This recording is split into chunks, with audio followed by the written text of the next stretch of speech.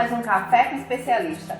Hoje aqui com a gente, mais uma vez, no nosso café, doutora Berta Mendes, que veio falar sobre espiritualidade e oncologia. Berta, obrigada por ter aceito mais um convite nosso. Obrigada, Renata, obrigada a todos que convidaram. Para mim é um prazer estar aqui mais uma vez, é sempre um bate-papo gostoso e a gente sempre conversa sobre coisas importantes, não né? É? Mais uma vez. Berta, a oncologia é uma área da medicina que eu acho que todos os diagnósticos, se o paciente não pergunta, ele se pergunta. Quando recebe um diagnóstico de câncer, eu acho que a primeira ideia que passa na cabeça dele é: quanto tempo eu tenho? Então, neste momento do diagnóstico, como é que você avalia a espiritualidade do paciente? Como é que você avalia esse futuro desse paciente quando você percebe que o paciente tem uma espiritualidade mais aflorada e aquele que não? Que é mais, vamos falar, mais seco, que não acredita, não tem nenhuma crença. Renata, é sempre muito difícil, né? Porque é uma coisa muito pessoal, né, de cada um. Eu procuro trabalhar a questão da espiritualidade, de tentar notar e tentar ir por esse caminho ao diagnóstico com a maioria dos pacientes, porque o que eu noto na prática clínica, e aí vai muito do que eu noto, porque evidência clínica em paciente em relação à espiritualidade é muito difícil, porque cada um tem a sua intensidade, né, de espiritualidade. Mas o que eu noto é que o paciente que tem uma espiritualidade mais aflorada, ele leva mais fácil, tanto o tratamento quanto a entender mais do seu prognóstico. Acreditar em alguma coisa ajuda, né? Ajuda a enfrentar melhor os efeitos colaterais, ajuda melhor a encarar uma perspectiva até de morte. Berta, eu li alguns trabalhos sobre saúde e espiritualidade e um deles específico me chamou a atenção. Ele perguntava ao paciente o que ele esperava do médico oncologista que dava o diagnóstico, na hora do diagnóstico, o que ele esperava do médico. Se ele esperava um médico mais religioso ou um médico mais imparcial.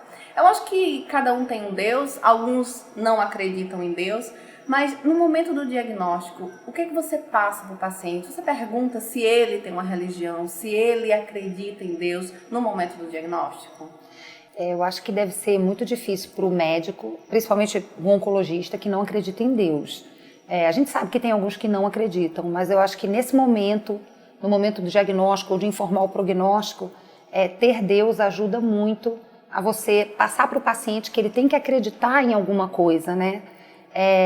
O médico que tem Deus, independente da religião, né? Ele acredita, primeiro, que a vida não acaba aqui, né? Então, quando você está diante de um prognóstico ruim, você já consegue saber que aquilo não é o fim, né? E também tem a certeza de que ele não é dono do prognóstico de ninguém, né? Eu não posso chegar para um paciente e dizer: você tem 6 meses de vida. A gente pode até dizer, os estudos mostram que a média de sobrevida, até porque é média, né? A média de sobrevida é de 6 meses. Mas qual é o médico que nunca viu um paciente viver muito mais do que o que ele esperava, ou menos do que o que ele esperava? Exatamente. E até pacientes ficarem curados, eu acho que eu posso dizer que eu já vi alguns milagres. Que eu acredito que sejam milagres, né? Porque eu tenho religião, né? Eu tenho uma espiritualidade, mas são milagres pela medicina, porque são pacientes que a gente não tinha perspectiva de cura e tiveram, né? Então isso ajuda muito. Berta, quando eu comecei a me preparar para esse tema, saúde e espiritualidade, você foi um dos primeiros nomes. Reconheço a tua religiosidade. Como oncologista, eu vejo você a religiosa do jeito que você é e vejo Berta Mendes como oncologista dando esse diagnóstico às vezes. E eu queria que você falasse pra gente o que Berta Mendes, oncologista, entende como viver e morrer. Isso é muito importante. Viver, para mim, é ter qualidade de vida, né? Não é padecer. Então, para mim, acho que para todos, né?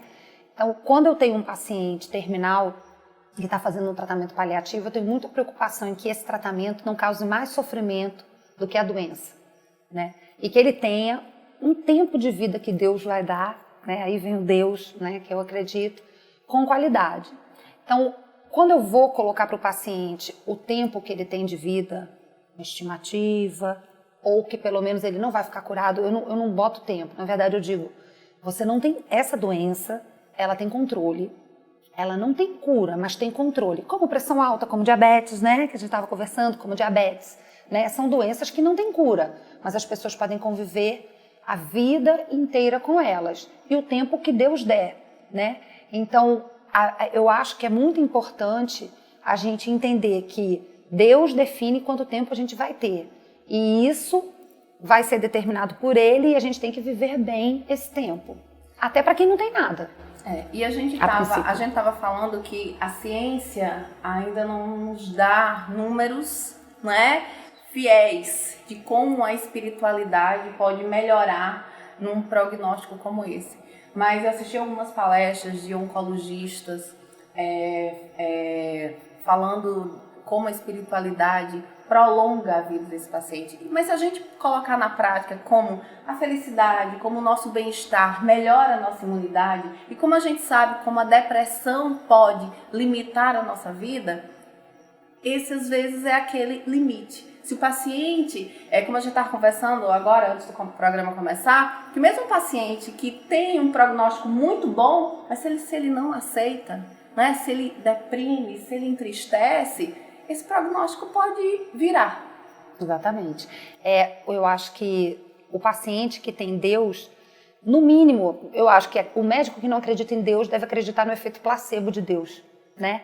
Porque existem trabalhos que mostram que o tratamento placebo, o que é um placebo? O placebo é um tratamento, todo estudo que aprova uma nova medicação, quando não existe uma outra já aprovada para aquele tratamento, a gente usa um placebo para comparar. E Deus, no mínimo, para aquele que não acredita em Deus, ele tem um efeito placebo. Por quê?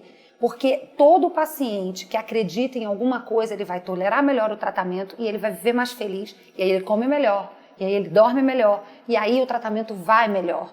Então, em tudo, a espiritualidade ajuda. Desde aquele que tem a chance de cura e que tem uma grande chance de cura, ele vai tolerar melhor o tratamento e não corre risco até de não morrer do tratamento, porque a gente sabe que o próprio tratamento também tem uma mortalidade possível. Então, o paciente que acredita em Deus, ele vai comer melhor, dormir melhor, ficar mais forte, né? E aí vive melhor.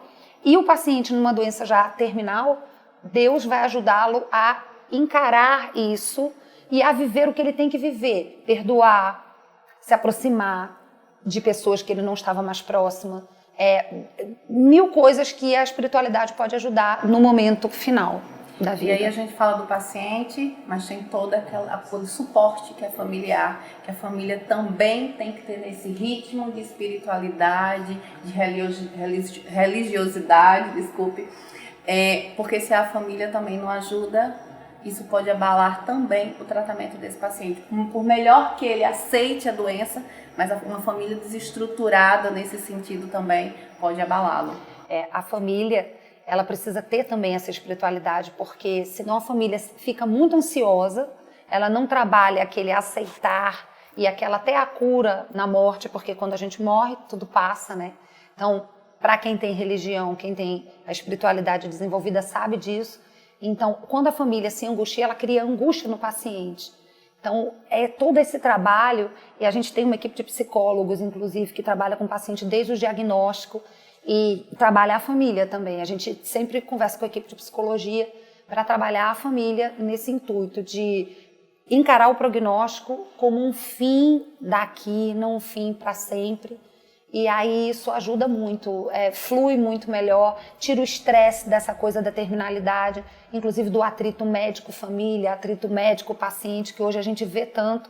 Muitos desses atritos se resolvem com a espiritualidade também, com aceitar as coisas, né? Então, como eu ouvi numa palestra, tudo que é possível a gente faz. O que é impossível a gente coloca nas mãos de Deus. Não é Com isso? certeza, na vida. Na vida, não é Com isso? certeza.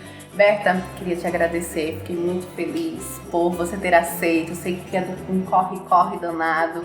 Eu sei que quando eu te falei, vamos falar sobre espiritualidade lá no café, né? É um tema difícil, às vezes polêmico pra gente estar discutindo, mas queria te agradecer por ter aceito o nosso convite mais uma vez. Obrigada, Renata. Eu quero agradecer o convite. O assunto é polêmico, mas é importante. né? E é um assunto bonito. Eu acho que a gente tem que desenvolver espiritualidade. Eu acho que muito do que acontece hoje no mundo também é falta disso, né? É falta de acreditar em Deus. Isso. Né? A gente vai continuar tomando o nosso café. E a você, até um próximo Café com Especialista. Até a próxima. Tchau.